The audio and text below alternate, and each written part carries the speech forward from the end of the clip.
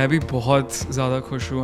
Last तक audio से लेकर वीडियो तक ये गीत आ गया है और वो अपनी जगह खुद बना रहा है। मैंने एक्चुअली बहुत पहले गाना सुन लिया था। बहुत ही अच्छा, मुझे बहुत अच्छा लग रहा है कि रंगी सारी गाने के बाद ये मेरे सनम के ख्वाब जो हम लोगों का नया गाना आया है और उसको भी लोगों ने उतना ही प्यार दिया है, उतना ही प्यार दे रहे हैं।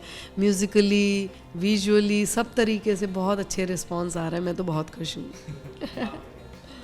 मैं भी बहुत ज़्यादा खुश हूँ। आई थिंक मेरी आदत है just to check the number of streams कितने हो रहे हैं, कहाँ पे ऑडियो प्लेस हुआ है. So I think it's doing really well and visually also the kind of people are watching and commenting on the video. People are loving Nishant and Haley's dance. Rajat ने भी बहुत अच्छा video बनाया है and सब like there's no, I don't see any negative comment. इतना flawless शुरू से लेकर लास्ट तक, ऑडियो से लेकर वीडियो तक, पूरा जो हमारी जर्नी रही इस गाने को लेकर के मुझे तो बहुत अच्छा लगा। इतना फ्लॉलेस गया है सारा कुछ। तो ये एक एनर्जी की बात होती है जब हम सब कुछ बहुत अच्छी नीयत से कोई काम करते हैं तो वो, और उस करने के बाद यूनिवर्स पे छोड़ देना चाहिए तो फिर सब कुछ यूनिवर्स देखती है। तो वाकई जैसे कि जब कोई पेड़ तैयार हो रहा होता है, बीज से पेड़ की शक्ल ले रहा होता है, तब वो कोई आवाज़ नहीं करता है, मतलब वो बस धीरे धीरे ग्रो होता है। तो सेम वे मैं देख रही हूँ ये गीत आ गया है और वो अपनी जगह खुद बना रहा है। लोग सुन रहे हैं, शेयर कर रहे हैं, डांस कर रहे हैं, रील्स बना रहे हैं। तो वो उसी तरीके से मैं उसको बड़ा होता हुआ देख रही हूँ। मुझे बहुत अच्छा लग रहा है, बहुत अच्छा लगा, क्योंकि मुझे सबसे ज़्यादा खुशी इस बात की हुई कि वो हमारा गाना था, मतलब हम लोगों ने प्रोड्यूस किया था। अदरवाइज़ तो ये होता है कि आप किसी म्यूज़िक डायरेक्टर के कोई गाने को गा के आई, हिट हो गया, वेरी गुड, चलो ठीक है हमने गाया था। ये मतलब हमारा बेबी था एक तरीके से।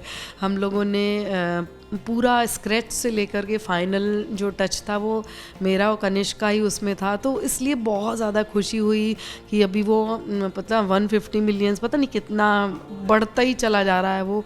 तो जिस तरीके से हर शादी में, हर फंक्शन में वो गाया जा रहा है, बजाया जा रहा है, डांस कर रहे हैं, तो इतनी खुशी हो रही है कि कहीं ना कहीं हम उनकी छोटी छोटी खुशियों का एक हिस्सा बने हुए हैं उसका। अच्छा ही लगता है as in when you see कि something that you've worked really hard, and जैसा कि उन्होंने कहा कि it was almost like a baby, कि as in हमने एक्चुअली सोचा भी नहीं था कि इतना बड़ा होगा। हमारे बस इंटेंशंस बहुत अच्छे थे and we really wanted to put out a really good independent song. फिर बाद में जाके फिल्म में भी फीचर हुआ जो टी सीरीज़ के थ्रू ही रिलीज़ हुआ। सो अब तक I mean it's been a great journey with this song. नहीं, कई बार लगता भी है, लेकिन मैं वो छोड़ देती हूँ, क्योंकि जब आप उम्मीद करने लगते हो ना और वो चीज़ अचीव नहीं होती है तो अफसोस होता है। तो इसलिए मैं बस कनेक्शन फील करती हूँ। यदि मुझे लगता है कि मैं उस गाने के साथ बहुत अच्छे से कनेक्ट हो गई हूँ और मैं जितनी बार भी सुन रही हूँ उतनी बार अच्छा लग रहा है, तो अपने आप ही समझ में आता है कि इस गाने में पोटेंशियल बहुत ज़्यादा है, इसको ज़्यादा कुछ करने की ज़रूरत नहीं है, रिलीज़ कर दो, वो अपने आप अपने मासेस तक पहुँच जाएगा। मैं यही फार्मूला अप्लाई करती हूँ, क्योंकि कई बार उम्मीद करते हो ना कि अरे ये तो बहुत बड़ा हिट है, जब सोच और उतना नहीं पहुँचेगा तो कहोगे हम, फिर अपने आप पे आप डाउट करने लगते हो। तो वो हम करते ही नहीं है, बना करके छोड़ दो यूनिवर्स पे। मेरे सनम के ख्वाब मैंने एक्चुअली बहुत पहले गाना सुन लिया था एंड ये इनकी एक्चुअली थोड़ी पुरानी कॉम्पोजिशन है, कुछ साल पुरानी कॉम्पोजिशन आई वुड से। तो पर हमेशा मैंने हारमोनियम पे ही सुना था और मैं अक्सर अगर मॉम रियाज़ करती थी तो तबले पे रियाज़ करती थी कि वैसा ही अंदाज़ है। तो फिर मतलब मुझे गाना बहुत पसंद था, बट मैंने कभी ऐसे सोचा नहीं था कि मैं इसको ऐसे प्रोड्यूस करूँगा which would be very contemporary, which जिसको थोड़ा बहुत इलेक्ट्रॉनिक कर दें या और एक यंगर ऑडियंस के पास वो लोग भी सुन पाएंगे। बट जब गाया, रिकॉर्ड किया, फिर थोड़ा बहुत म्यूज़िक बनाते गए तो ऐसा लगा कि हाँ इसमें बहुत और पोटेंशियल है और लोग सुन सकते हैं। तो then everything happened very organically.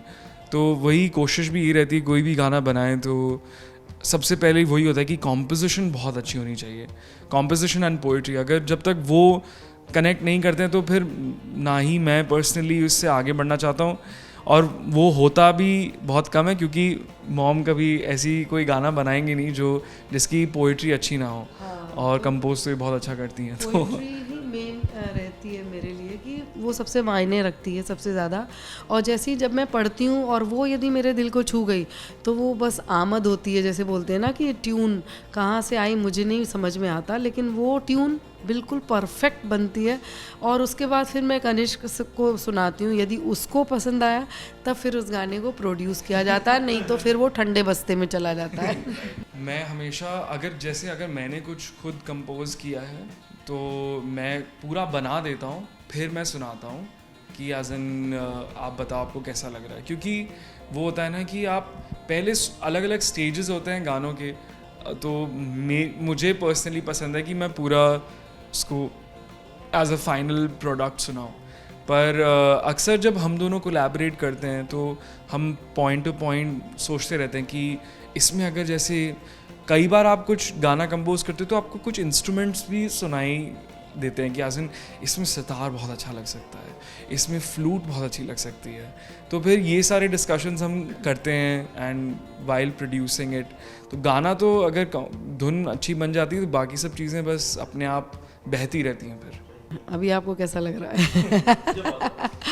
तो वी आर वेरी प्रोफेशनल। जब हम लोग काम कर रहे होते हैं उस वक्त ये मदर सन वाला रिलेशन साइड में रख देते हैं कि we just focus on the work, कि जो हम प्रोडक्ट बना रहे हैं, गाना बना रहे हैं, तो वो एक मेन फोकस रहता है कि उसको बेस्ट कैसे करना है, चाहे पोइटिकली है, इंस्ट्रूमेंट वाइज है, इवन गाना है। जब तक परफेक्ट नहीं होगा तब तक कनिष्क रगड़वाता रहता है, गवाता रहता है कि नहीं अभी ठीक नहीं आया, इमोशन नहीं आया, सही परफेक्ट नहीं आया। तो हम लोग मतलब वहाँ पे थोड़ी थोड़ी झिक भी होती है, लेकिन उसका भी एक अलग मज़ा है।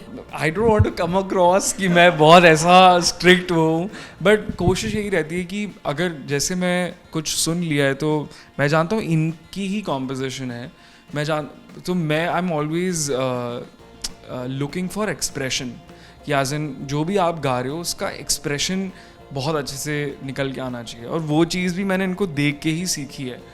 तो फॉर वॉट एवर रीज़न कई बार अगर वो नहीं आ पाता है तो फिर मैं बार बोलता हूँ नहीं आप भी यही है सबसे अच्छा, क्योंकि मेरे को कई लोग बोल चुके हैं कि जब कनिष्क आपको रिकॉर्ड करता है तो वो बेस्ट वोकल्स होते हैं आपके। ऐसा वो भी है ना, वो ऐसा 12-13 साल हो गए रिकॉर्ड करते तो अब वो एक टेक्निक भी बन जाती है आपकी, जब आप लोगों को लाइक रिकॉर्डिंग इंजीनियर भी एक it's not a very mechanical job, it's a very creative job, क्योंकि आपको बहुत सारी चीज़ें समझनी पड़ती हैं कि कैसे आपको एक दूसरे इंसान को कंफर्टेबल भी करना है, but at the same time उनसे बेस्ट चीज़ें निकलवानी है।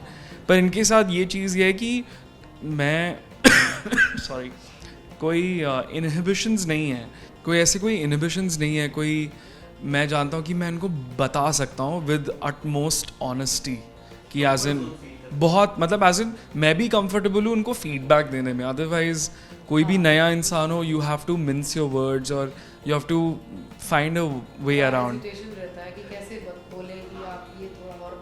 हाँ, यहाँ पे ऐसा है कि ऑनेस्टी है भी और ज़रूरी भी है, क्योंकि मेरे लिए भी एज एन वो मुझे भी काफ़ी बार बताती कि तुम ये मत करो, ऐसे मत करो, क्योंकि तुम्हारे लिए प्रॉब्लम होगा बाद में। तो हम एक दूसरे को we are looking out for each other. हमारे इस गाने को आप जितना प्यार बाकी के गानों को दिया है, इस गाने को भी उतना ही प्यार दें उसके लिए।